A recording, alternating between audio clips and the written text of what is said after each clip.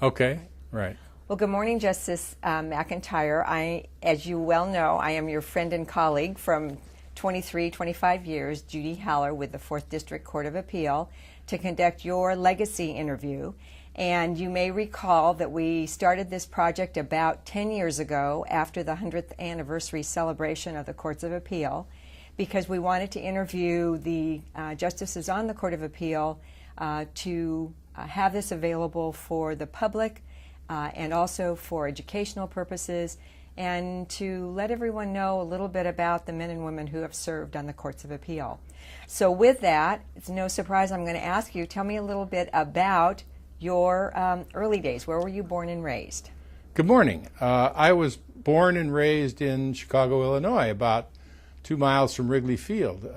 And I grew up on the north side, moved out to the suburbs to go to junior high school and high school, and then I went off to college. Well, let me stop you, because you are a huge Cub fan, correct? I am. And? We had success last week after 108 years. Well, I thought of you. I mean, you've been gone from our court since June of this year, and when we were all watching that game, I thought about you. I knew you were ecstatic. Well, I thank you. I'm glad someone still remembers me. Yeah, I was excited about that. I happened to be in the hospital for Game 7, so I got to watch every minute of it. Perfect. Perfect. Okay, but I know that when you moved out to the suburbs, tell me a little bit about your junior high and high school, because you are still very devoted to your high school. I am. Partly, I think, because I moved and started junior high school, I detested it. My best friend and I both detested it. And so when I moved on to high school, I went to New Trier High School in Winnetka, and I thought I'd died and gone to heaven.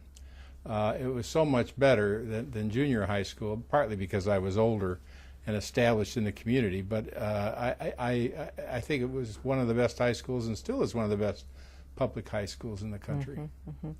And when you were there, what kind of activities were you involved in? Oh, I played football for a while, and I was in all the music groups. I was a singer. You know what? I don't think I ever knew that. Tell us about that. Well, you got to find something you can do. I'll come back to that thought. So I was in all the singing groups. I really enjoyed that. I'm trying to think that's hard to remember what else I did. Not putty windows. I know you're going to ask me about that. Well, we should probably get that out of the way. One of our most favorite stories about Justice McIntyre, when our court would go to lunch very frequently together, and one of our best stories about Justice McIntyre is the difficulty he had in shop class. Shop class. And why don't you give the short version of that? Yeah, well, the first thing you had to, there was a series of different things you did. And the first one was to putty a window. Now, they didn't want you to have to putty a window that was already up, so they put on the desk a pane with a few windows in it, and then you were supposed to putty around the 4 sides of it till the instructor was satisfied that you could do that. Then you moved on to electrocuting people and things like that. But everybody else had moved on, and I was still trying to putty this window. I was not very successful at it. So I am the worst repair person you can imagine. I'll come back to that thought when we get to why I did what I did as a lawyer. Now, your dad had a lumber business, correct? He did. And did you ever work in the business with him? Several summers. He had 2 lumber yards, one down right by Wrigley Field and one out in Skokie. And I worked at both of them in the summers, yeah. Was your dad hoping you'd take over the family business? You know, probably, but he never said that. My dad was much too careful not to say anything like that. And I really had no interest in doing that. Okay. Well, I know you successfully graduated from high school and then went off to college. I did. How did you select Brown? Well, this was, of course, a different era, as you, for the most part, know, and it wasn't nearly as hard to get in. And so I just applied to three colleges, Brown, Stanford, and Cornell, and I didn't visit any of them. And I got into all of them, fortunately. And so I don't know why. I'd never been there, never been to any of them. So I just picked Brown and I went there. And by the time you went to Brown, were you already thinking about a career in the law? I did. I told you I was going to come back to this. I am good at about 3 or 4 things out of everything in life. So you have to watch what you're doing when you go into your profession. And I had a couple of the skills that I thought would be, I don't know if I consciously thought that, but I am quick. I have whatever response I have to something almost immediately. Mm-hmm. So cross-examination was really good for me. And repairs were bad, so there were many careers I couldn't do. So I always wanted to be a trial lawyer from high school. Mm-hmm. Did you do anything in high school, that like debate or anything of that sort? Oh, I took public speaking, at which I was, like everyone else, you get up to make your little pitch, and you're petrified. But I did it. But I always wanted to do that. That's always, before I ever went to college. All right. Now, I know you said that one of the reasons you thought you might be good as a trial attorney was you were quick. Yeah. And you can't teach that. And from my perspective, I don't think it's teachable. If you can't react quickly, you can't. Well, and I think there's something else we all thought about you was your ability to simplify issues. Well, that's one of the few other things I'm good at. Tell us a little bit about that, because that's quite you're remarkable at that. Well, it's not only is it I am pretty good at it, but the other thing is I think it's really important in practicing law to simplify things rather than, as many lawyers do, complicate them. Instead of making it simpler for whoever they're speaking to, they make it more complicated. I tried to break it down and make it simpler. Because I did a lot of jury trials, and you have to simplify things. These people can't be expected to understand the details of some medical procedure or whatever the subject matter is. So you have to be able to simplify it for them. So I concentrated on that. I also think it's a hallmark of a good lawyer. I'm not speaking of myself, but just generally that you are able to do that. And even when I was on the bench, even here on the appellate court, I tried to tell the lawyers, simplify this. Don't present 8 theories to the jury, because if you have a good case, you don't need 8 theories. And if you have a bad case, they won't save you. So I tried to get them to simplify it with very little success. Well, I'm going to come back to that, but I don't want to forget to ask you this one question. Do you think you had that ability that was instinctive with you, or is that something that you were taught when you went to the McGinnis firm when you started practicing? Probably both. Okay. Probably both. Okay. Yeah, I mean, I went to law school and... Well, let me get you back to Brown for a minute. Tell me some of the things you did at Brown. Sure. I was in the music groups. Still yeah. Singing or? Singing, yeah. I'm trying to remember what else I did do. Had a lot of fun. College wasn't the stressful thing then that it is now. Mm-hmm. Had a lot of fun. I was in a fraternity. Got to be president of the fraternity. I enjoyed all that. And just went on, got through. All right. You sound like a few of your very well-known partners in San Diego, highly regarded, who would say 90% of doing the job is showing up for yeah, right.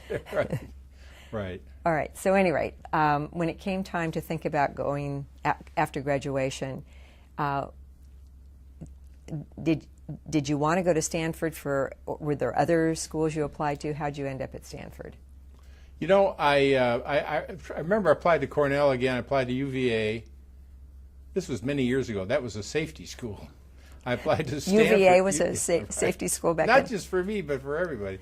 And applied to Stanford. I thought, well, I went to the East Coast for college, and I'm from the middle. Maybe I should try the West Coast for law school. So I decided to go to Stanford. Again, I didn't see it before I drove there. And there was no internet. No. What did you know about Stanford before you went off there? Not much? I knew it was a good school. Okay. I knew it was in California, so I thought I should try it. And we'll put some perspective on this time-wise. You graduated from Brown in 1960, right. And so you started in the fall of 1960 at Stanford. Right. Tell me a little bit about that experience, your law school mates, kind of classes you took, what it was like. Yeah. This was in the era where literally, in the first day or two, you're sitting there with all your classmates, and the dean says, well, after 1 year, we expect out of the 3 of you, the one next to you on each side, one of you will be gone. I'm thinking, wow, this class isn't that big. it was only 150 people. And they were absolutely right. By the end of the first year, they'd lost 50. Never replaced them. So now we were 100. So that's a pretty small class.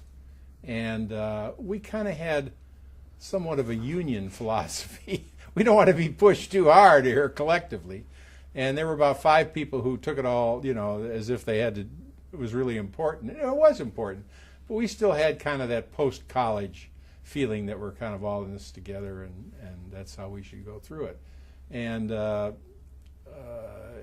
that's how we did it. And I would imagine, as we know now, there are core classes that you have to take, but you also have the opportunity to take a lot of electives. I take it that back between 1960 and 1963, Stanford was pretty regulated in the classes you had to take. Yeah, now I went through on a special program. I decided that I would go through 9 straight quarters rather than 3 quarters and then summer off and then 3 quarters. I went through, so I actually went through in a little over 2 years. Okay. And that was a great experience because in those days Stanford brought in visiting professors that went from Harvard or Penn or wherever, good law schools to teach in the summer, so you got a wider variety of faculty, I thought. So I enjoyed that. Did you do moot court or? I did moot court, yes. Okay. Yeah, I did do that. And? I like that. Okay. I like that. Do you know, many years later, I got a call on the phone from this woman who said, "You don't know me, but my son was at Stanford when you were there. He was, I don't remember whether he was in the medical school or something, and you had him in a mock trial. And now I want your opinion on where he should go to law school." And I'm thinking, I don't remember this at all. And so I gave her some general information, but it was kind of interesting that something that long ago, it was like she called me like 30 years later, and she wanted me to give advice. So. I'm trying to imagine. So if this is a young son, was he? Do you think I he don't was a remember what witness? Yeah, I don't remember exactly what he needed advice on. Maybe it was a grandson. I'm not sure. Yeah. But I was just so shocked that this person called me because I didn't know them. Mm-hmm. And you probably get a lot of calls like that, but I don't. So, no, it is. It's funny how some of those stay with you. Well, did you? You were in moot court, but did you travel around in various competitions? No, we didn't travel around. We just did it there at the school. Mm-hmm, mm-hmm. And of course, the law school at Stanford is not where it was then. They built a separate campus. It used to be right in the front of the campus when you went down, Memorial Drive, and park in the big parking thing there. That's where that beautiful, all the palm trees are? Yes. Mm-hmm. And you walk up, that's where the law school was, and the business school was right next to it. So it was pretty convenient to drive to school in the morning. Very nice. Yeah. And I know, remind me, you lived in an area, not Woodstock. Woodside, yeah. Woodside, which in your last year. Mm-hmm. Yeah, about 6 of us rented a house up in Woodside. And we had a pool and a sauna. It was pretty nice. I think it was, I'm trying to think of I think maybe it was $50 each a month. So, maybe it was $100, I don't know. But it was relatively cheap. Mm-hmm, mm-hmm. And it was great. It had a nice view and all these things. It was really nice. All right, so you graduate from Stanford, take the bar, and pass the bar. Right, pass the bar. Okay, now please tell me, you picked how did you and McGinnis, and I'm going to tell everybody now, you were at McGinnis for 30 years. Right. McGinnis Fitzgerald, which eventually became McGinnis Fitzgerald, Sharkey, and McIntyre. Right. So how did you end up in San Diego? I'm going to say this because it's true, but I don't want you to be offended. I know you're from L.A. I was willing to work in most places in California, but not L.A. So I did not interview in L.A. I don't want you to be offended. No, I know, but we've always had this friendly rivalry about especially the athletic teams in L.A. Okay. All right, but I interviewed in San Francisco, Palo Alto, San Jose, Carmel, or Monterey, mm-hmm. and San Diego. Those are the places. I skipped the Central Valley and all that. And I got a couple offers, including one from McGinnis. I actually wanted to go with the DA's office. And the man doing the hiring was the number 2 guy. His name was Bill Lowe. You recognize him. Yes. And he subsequently went on the bench. And his son eventually came to work for me. Yeah, why don't we talk a little bit about that? So Bill Lowe was a very well-respected Superior Court judge in San Diego, and then Right. his son Bill. came to work for you. Yeah, years later, yeah. But anyway, we hit it off, the senior Bill Lowe and I. He said, I was in the service briefly, and I had a back problem. He said, we can't hire you without a medical exam. This was for the DA's office. Yeah, for the DA's office. He says, I'd like to do that. He says, well, how long are you here? And I said, 2 days or 3 days.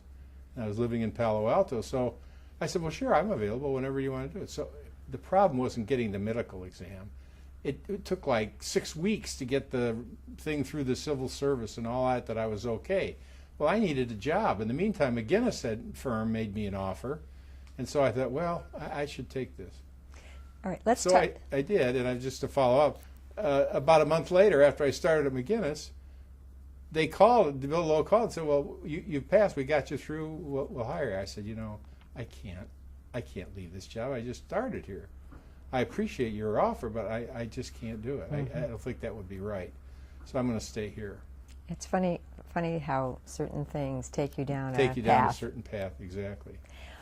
And the McGinnis firm, let's talk a little bit about the culture, the San Diego legal community, and we're now in 1963. How big was McGinnis? It was How 6 or were 7. Okay. And the big firms were like 20 or 22. It's funny in those days, I remember that the salaries were all about the same, including the DA was about the same as Loose Forward or Gray Carey or Higgs or McGinnis. They all were about the same. And you see where we are now. We've widened this thing so that the salaries at the big firms are way, way higher than, say, the DA. And then down at the bottom are all the people who went out and hung up their own shingle or work in juvenile. They get hardly anything for working. So it's hugely expanded, whereas in those days it was all pretty close. And in those days, there were the big three firms: Higgs, Loose Forward, and Gray Carey, and then there were a lot your size. Yes. McGinnis, Holt Rhodes in Hollywood, Procopio. Right. Yeah, and our firm was a trial firm. I mean, all the people tried cases. We would occasionally take something else, but we were all trial lawyers. And I started out doing insurance defense work, rear enders and slip and falls and all those. I was going to say, the good news is that you don't spend your time in the library or sorting through documents, but you get a chance to go to court right away. The first year you get to go to court. First week you get to go take depositions. Well, as you know, that's a big difference particularly from big firms who have you sorting documents and second sharing things and so forth.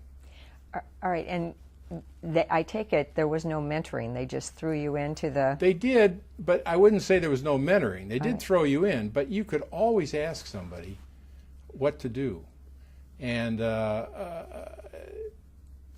I wonder today how good the mentoring system is. I don't think it's as good as it was for me. Because, as you know, law school doesn't teach you anything about how to try cases or how to practice law, really, nothing. So you're kind of stuck with who you're sitting near or who you can go ask. And I take it the discovery process was very different back then. It's hugely different. Okay, give me a sense of when. Let's assume that you had an automobile case that actually went to trial, and it was one of some moment. Let's say that there were serious injuries and liability was a serious question. What did you go through? Lots of production of documents and interrogatories. And No. You went through some depositions and interrogatories and medical records, and but the main difference was the bar was cooperative instead of at each other's throats. So you didn't have to fight over every detail of things. I remember one of the lawyers in the firm would indicate in the file that they were going to take depositions by writing in the corner of a yellow page in the file, depots of plaintiff and defendant, their office, our reporter. That was it. There was no notice of deposition. There wasn't sometimes even a letter, as I say. They just wrote it in the corner. Think how far that would never happen today. No one would ever agree to that. And the cooperation was both between the defendants and the plaintiff's bar and the defense bar? Yes. And it was much less segregated that you're a plaintiff's lawyer or you're a defense lawyer. They were lawyers. Now, yes, some firms did mostly plaintiffs, some did mostly defense, but I always tried to have, even though I was primarily a defense lawyer when I started, I always tried to have a plaintiff's case here or there. It keeps you sharp, and I think, and it's different. How did you segue from auto cases into medical malpractice cases? It just sort of, one of the partners there, McGinnis, that's all he did was medical malpractice defense. So he was kind of the go-to guy for the doctors in the hospitals.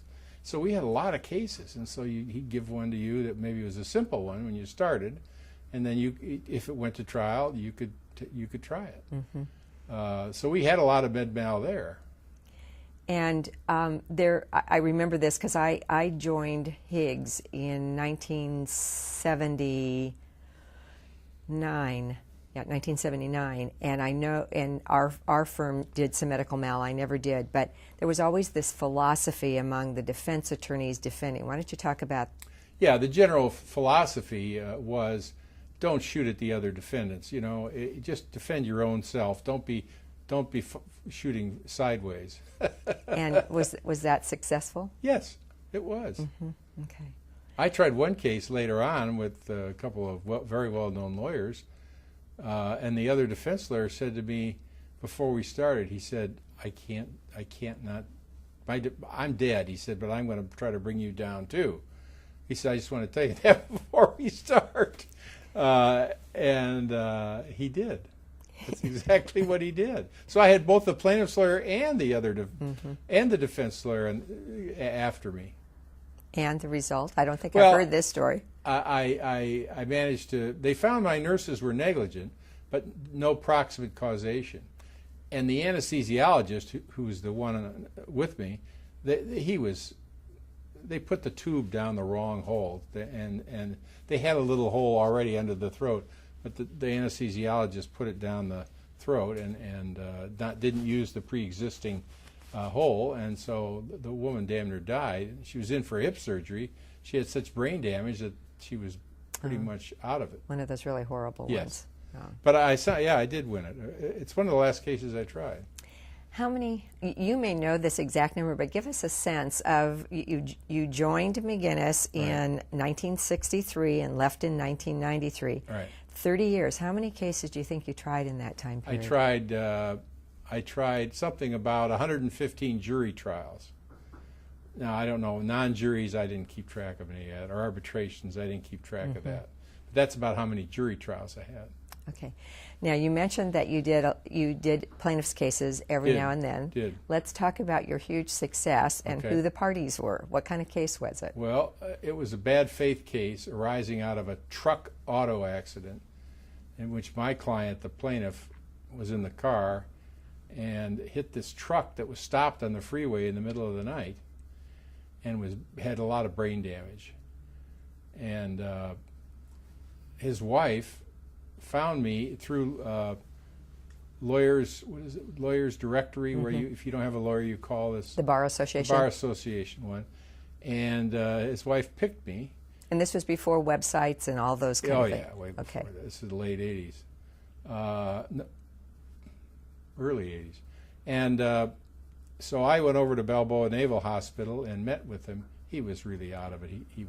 The brain damage was substantial. He couldn't talk right. He couldn't walk right. I mean, he was major injuries. And so I started out suing the trucking company.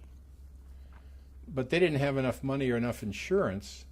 So then I made a deal, and then I sued the insurance company, claiming the coverages were more than they were saying. And I won that case. That came up to this court on appeal, and the court ruled in my favor. So then there was a bad faith case for them having delayed all this time. So then I tried the bad faith case.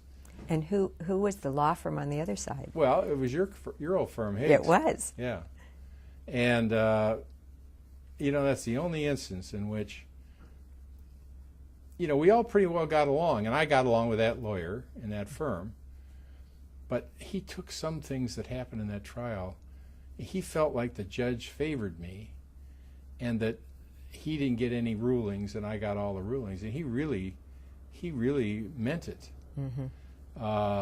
He tried to.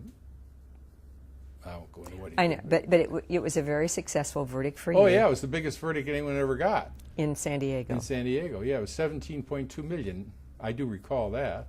And if my recollection is correct, it didn't stay at 17.2. Oh no. So what happened after that? Well, it came to this court, and they partly affirmed it and partly reversed it. It went to the Supreme Court.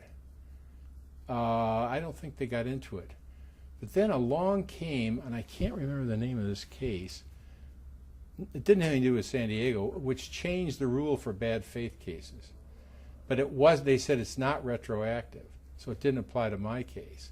So my case then was came back for a new trial, and I settled it. I settled it in parts, but I got quite a bit of, the firm got quite a bit of money out of it. No, you So did. It was, I mean, it was a very successful case. That was in kind of the heyday of bad faith cases, and Yes. that was Murati Shalal, I think, Yes. was the case. Yes. If I can remember. which it was right. not retroactive. Right. Right. 150 jury trials is a lot. 15. 115, sorry. Yeah. It's 115. And you are a member of ABOTA and also American College. I am. And many people don't know much about, a lot of people know about ABOTA, American Board of Trial Advocates, yeah. and you have to have a certain number of jury trials, etc. But let's talk about just how elite American College Well, is. I do. Let me say something about a BOTA. Okay. Back in those days, it wasn't that hard to get trials. You had to have 20 trials to get into a BOTA. I got in 1971. So that was after, what, 7 or 8 years of practice. So that's how many cases we were able to try. Now, they weren't big cases. They were just routine cases. But no one was afraid to go to trial on either side. So it wasn't that hard to build them up. Now, your question about the American College. Yeah, there's only about, I'd say, maybe 30 lawyers in town in the American College. A chapter here. It's supposed to be the upper 1%, but it's actually much smaller than that. It's the usual thing. If you have to be approved by large numbers of people, they can ding you for any reason they want. So people who should be in it are not. So I'd say maybe there's 30 lawyers here in it. So yeah, it is fairly elite. You've managed to avoid offending anyone terribly. All right. And in terms of any thoughts about the bar in San Diego? You were there for 30 years. Right. Changes? What kind of changes occurred in those 30 years? Well, the big firms came in and they started doing more discovery, more experts, more of everything, which kind of slowed down the cases. No one takes anyone else's word for anything. Everything has to be in writing. Even then, people dispute what was agreed to. And so the whole process kind of got clogged. It's like someone put some kind of bad oil running in the system. It just doesn't run very smoothly. And you can't put the fault on any one person. It's just kind of a general slowdown in the system. Well, we go back. I always believed, as I was saying earlier, simplify, simplify, simplify.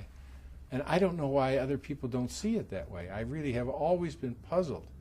Part of it, I think, is they're afraid to leave any stone unturned and any theory unlooked at. And part of it is they're afraid of getting sued for malpractice. They don't bring up every theory that could possibly apply. I never believed that. I thought my job as a lawyer was to decide which were the theories that were best for this case and present those. And because something could have been brought up, I didn't want to do that. I just didn't want to do it. Whether it involves suing the other lawyer, I don't want to do that. I want to get to the best result I can. And obviously, when you started at McGinnis, and for many years there were no women who were lawyers in your firm. Oh, Carol Ronquillo. Well, I was going to say, let's go to Carol Ronquillo, because she joined the firm in the kind of early 80s, was it? Probably mid 70s, early Yeah. 80s. And she was your associate, correct? Yes, we originally were hired as a paralegal because we had volumes of medical records that needed to be summarized, and she was a medical tech before she was a lawyer. So even when she was in law school, we hired her and had her do records reviews and summaries. So then when she graduated, we hired her. Yeah, she worked for me. She was very good. And then she became a partner, did she? She did become a partner, yeah. Okay, so you have this very successful career. You're well regarded within the community. And then you decide 30 years, what? Was enough. And what thinking went into that? You know, it's not a matter of thinking. I'm one of those people to whom this applies. You're going along and you kind of hit a wall. Not that you can't go on, but you don't really want to. Mm-hmm. I always wanted to be a trial lawyer, and I was one. But after 30 years, I thought, that's enough. I don't need to do this anymore. I don't want to. So then I looked into the bench, and I knew Governor Wilson somewhat. He wasn't a close friend or anything, but I knew him. So I eventually got on to Superior Court. That was 1993. Yeah. All right. And I was fairly old. I was like 53 or 4 when I went on the bench. I thought, this is pretty old. But I was going to say, that seems really young. And I was lucky to practice at the time that I did. I was lucky to go on the bench when I did. You were there. Well, I was there just a smidge before you. Yeah. And but you didn't get as good a deal as I did. You went to some not so good place to start, didn't you? Well, I was out in El Cajon, and then I did criminal for a while, and then. But wouldn't you have a basket, a shopping basket? I did. To go from courtroom to courtroom? See, I'd repress that. Let's explain that. There was a problem. That we did not have enough courtrooms for the number of judges, and some of us were given shopping carts to go from court to court. And then I actually ended up in the San Diego hotel until the roof collapsed. I remember a colleague of ours who had been put on the bench, and I hadn't seen him in a couple of months, and he was walking down the hall, and this guy's coming down the hall with a shopping cart. I said, Harrison, what are you doing with a shopping cart? He said, well, I don't have a courtroom. Mm-hmm. I don't have a courtroom, so I have to take my stuff with me wherever I go. I thought, oh, my God. I didn't make me think I wanted to go on the bench, that I would be running around with a shopping cart. But I did. As you say, things got better. They got better. By 1993. And I started at civil overflow. Mm-hmm. And I didn't think that was a huge transition at all, because I pro tem'd a couple times as a judge when I was a lawyer, and, I didn't think that was a huge... By overflow, those were the cases that had been assigned to an independent calendar judge, and then that judge may have been engaged in something else, so it came to an overflow person, which was you. Right, which was me, which is pretty easy because there's no law in motion.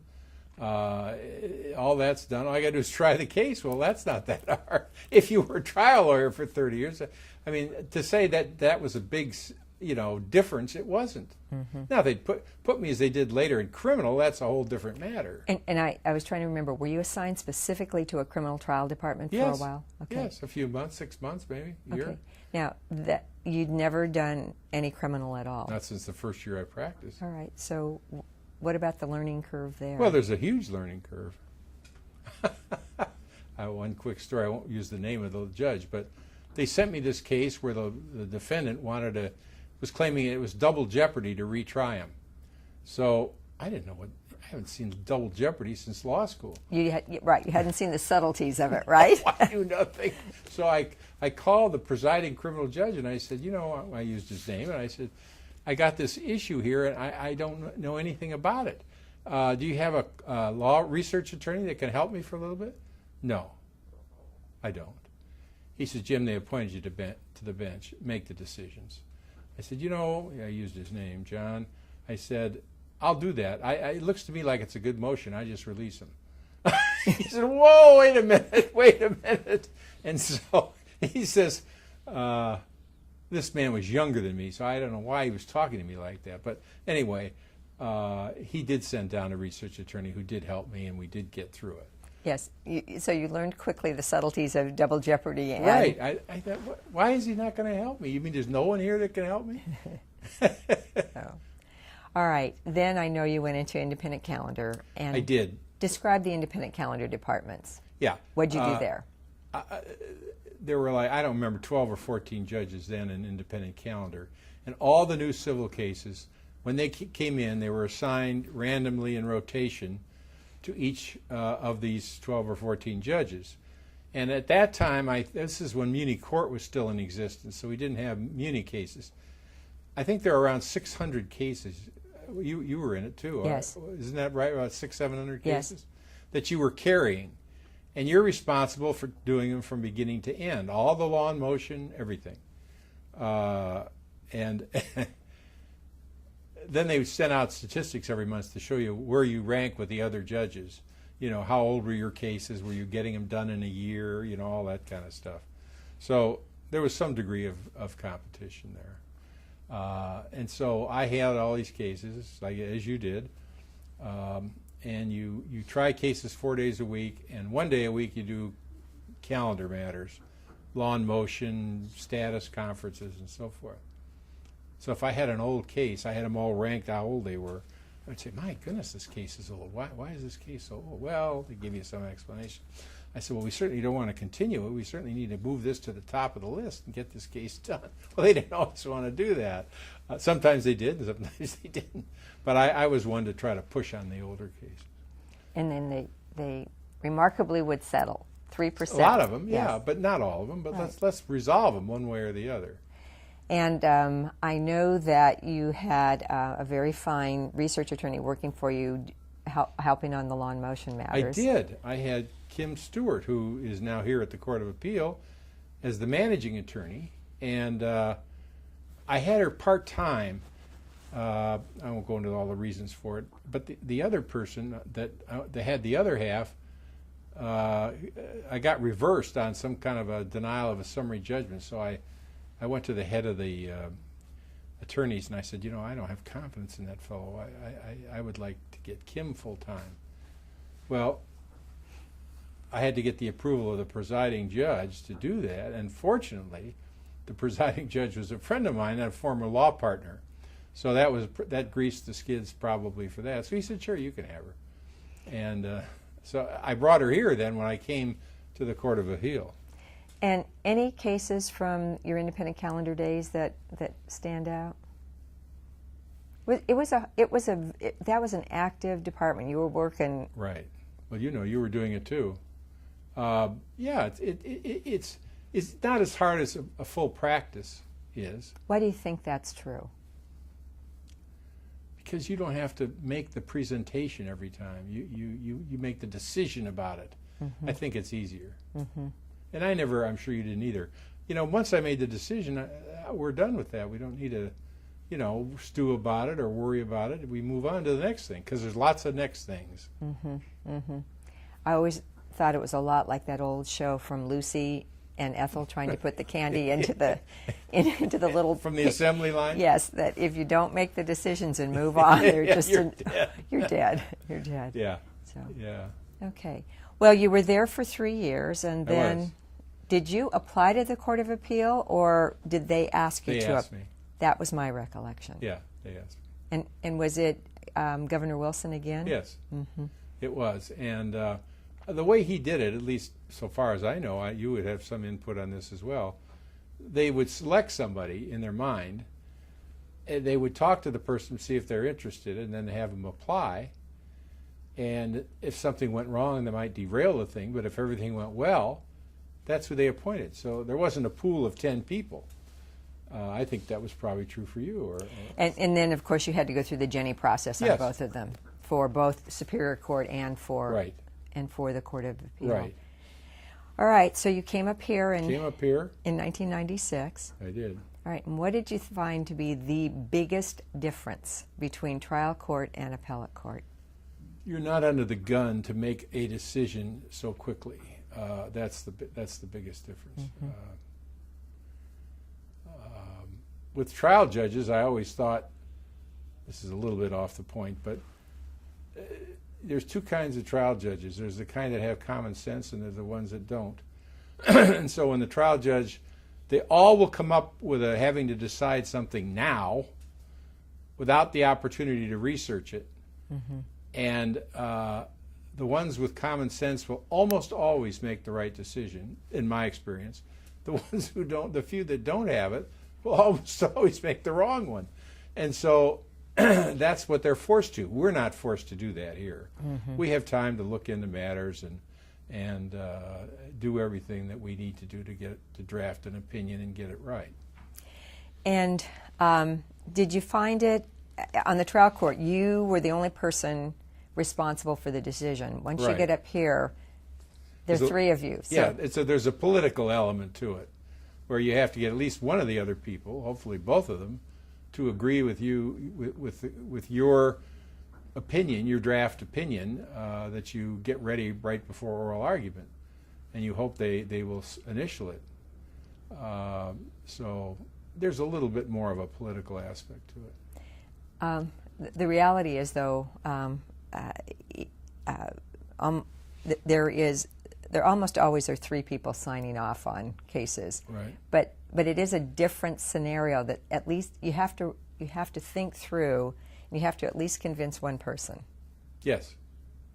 Which is a different mentality. It is. So you try to put something in there maybe that will appeal to them. But I don't think we don't do that too much. I don't really try to. But you may know not to say something that they will balk at. But we're pretty collegial, and I'd say dissents are not that common.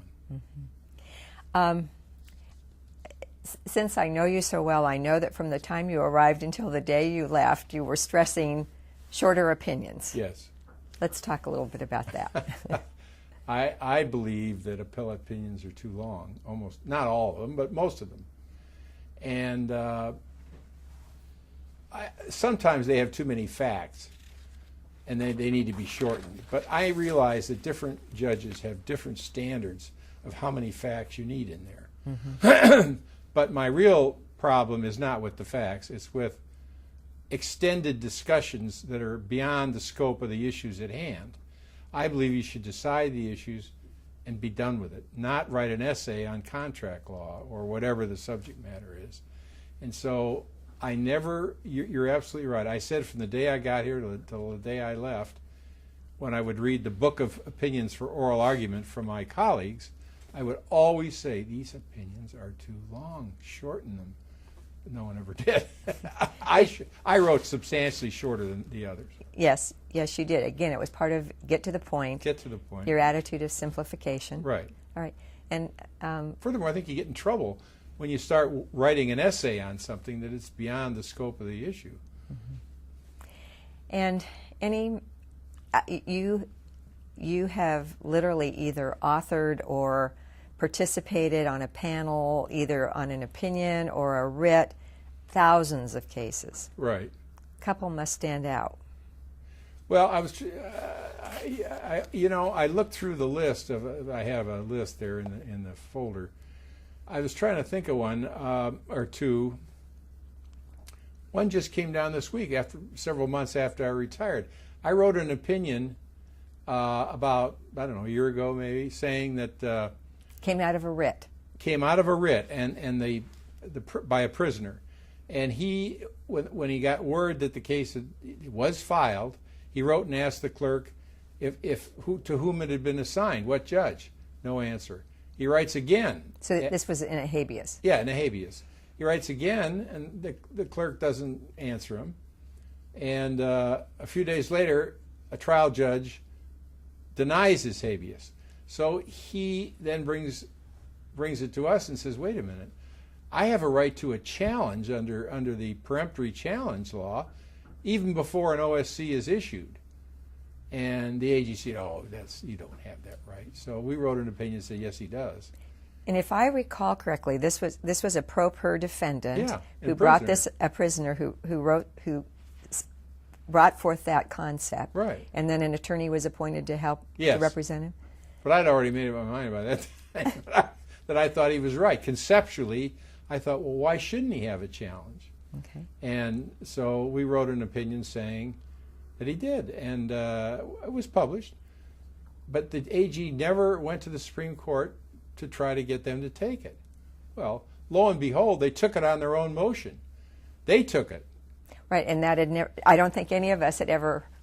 I've never had that. No, it was something. It was one of those new things we learned when they took your case. Exactly. Okay. And so just the other day, they issued... Wait, I have to ask you a question. So when they took it out of the, they reached down to take it. Right. What was your thought? I thought, watch this, they're going to slam me for this one. Why would they bother with this if they weren't going to reverse it? Well, lo and behold, the other day, they issued a unanimous opinion affirming it. I'm thinking, why did they take it? I guess they wanted to be the author of it instead of me because it says the same thing. All right, and how long obviously in a longer opinion. How long was your opinion? I don't remember. Probably Short. 10 pages, yeah. Yeah. I wrote a lot of 10 or less page opinions.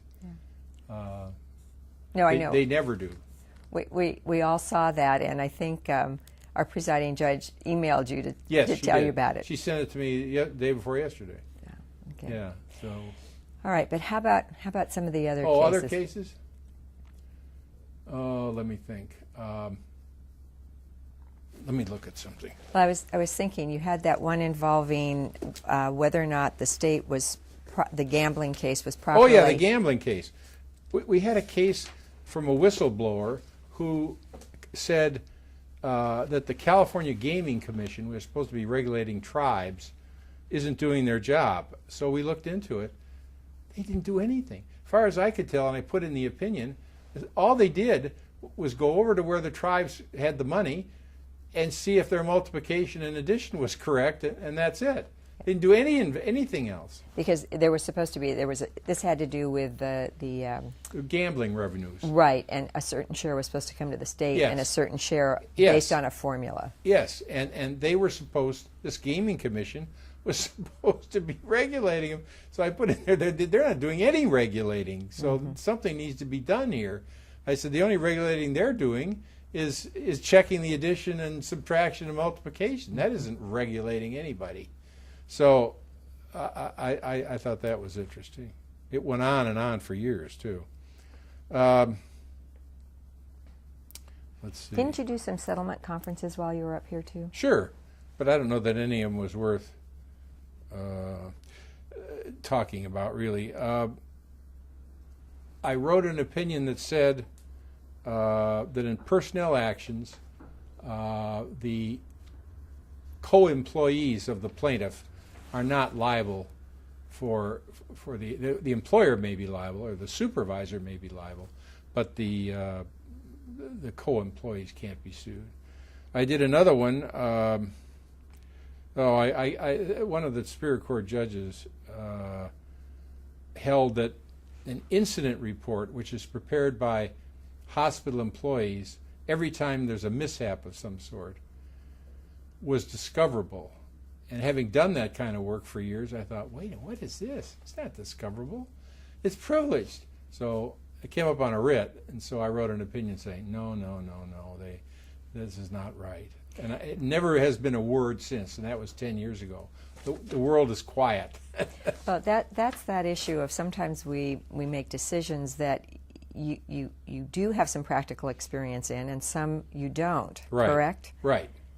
And when you don't, you risk writing an opinion that may have the practical effects may be completely different than what you expect. Well, I think you had experience with that in an oral argument one day. I did.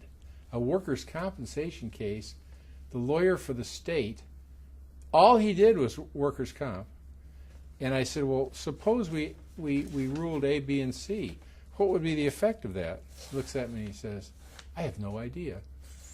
Well, I'm thinking, if you don't know, who are we going to ask? That was one of the worst answers I ever heard in oral argument. And my tone had probably reflected that. I did an interesting case about marathon runners as to whether the assumption of risk doctrine applied in a certain case, and I held that it did not. And I heard later that they settled it for $1 million. Yeah, that was the fellow who there weren't sufficient water stations. Yeah, there were no, right, that was his claim. And they said, well, you're barred by assumption of the risk. And I said, I don't think so. So that was one. Let's see, anything else come to mind? I wrote a case on the standards of review, the standards for allowing plaintiffs to look at the defendant's financial condition for the purpose of punitive damages. and there was really nothing out there. And so I put down what I thought the standard should be, and was never challenged. Those are some of the more interesting ones I think I had. Well, much to our chagrin, after you had been here about, 22 years, what was it? Yeah, 20 years. You're right, 20. You suddenly said, perhaps it's time to move on. How'd that come about? Same way I stopped trying cases. That is, I don't want to say you feel like you hit a wall, but I felt like I had done it long enough, and I should wind it down and retire. I don't want to do it anymore. I don't mean that in any negative way. Just like being a trial lawyer, I loved it, but the time has come. Same here. I did love it, but I'm done. I don't want to do it anymore. Well, let me have you reflect back on advice you'd give people. Like young lawyers, you mean? Yes. You know, I wish I did a little piece on that once, and I read it some years later, and I felt exactly the same way. Yeah, simplify is one. Get a mentor. That's important. You don't know it yourself. You need to ask somebody. I think it's good to have a young mentor, someone a little more experienced than you, and then a more senior person, because there's different kinds of problems that you run into. And we had a great deal at McGinnis about that. You could always ask anybody about anything. I won't tell my file story, but Oh, actually, I think you should, because it's reflective of how different the practice of law was when you started. All right, I'll tell it quickly. I was new, brand new, and my secretary was fairly new, and I got a case in where I was in charge of this case from an insurance company, and I wrote a letter back acknowledging getting the case, giving him the answer, and telling him my preliminary thoughts about it. So all your work product. Yes, of course. And he acknowledged it, and I wrote file on the top of this letter. In handwriting, to your In secretary. handwriting, just file. A few days later, this claims manager from the insurance company calls me. He said, "My letter to you and your response are in the court file." I said, "What?"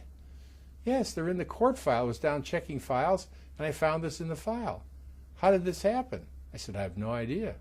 I'll fix it." So I didn't get any advice from anyone. I picked myself up, and I walked down to the court. And in those days, you could get the file from the clerk. I got the file. I didn't call the other side. And I waited for ex parte time. And I went into the presiding judge, who, of course, was 40 years older than me. And I went in and I said, "Judge, I've got a problem here. I show you in this file." And I explained it to him, and I showed him the file. This is a long time ago. He reached in the file, unclipped this thing, gave me the letters, and closed the file up. See how things used to be handled? I didn't ask any. I don't think they would have told me to do that, but. No, well, and I think it's just reflective of how different it would be in terms of requirements to give notice to the other side, whether the court would be willing to do that. A lot of things occurred informally. Right. Yeah. Yeah, he handed me the file, and off I went. Very grateful that of course, the other side never saw it. Well, anything else you'd like to reflect upon? All I would like to say is what I say to my friends and colleagues as well. I feel that I went to school, practiced law, was on the bench, all at a very favorable time. I think none of those things are as easy now as they were then. Much easier to get into college, law school, easier to get a job. You could get immediate experience. You weren't buried in a library somewhere. So I feel very fortunate. Mm-hmm. And I mentioned this at a retired judges thing the other day, and all of the judges there said that they felt the same way, that we practiced at a good time. Mm-hmm. Well, thank you. Well, thank you for doing this. I appreciate it. We miss you. Huh? Well, I do miss the people.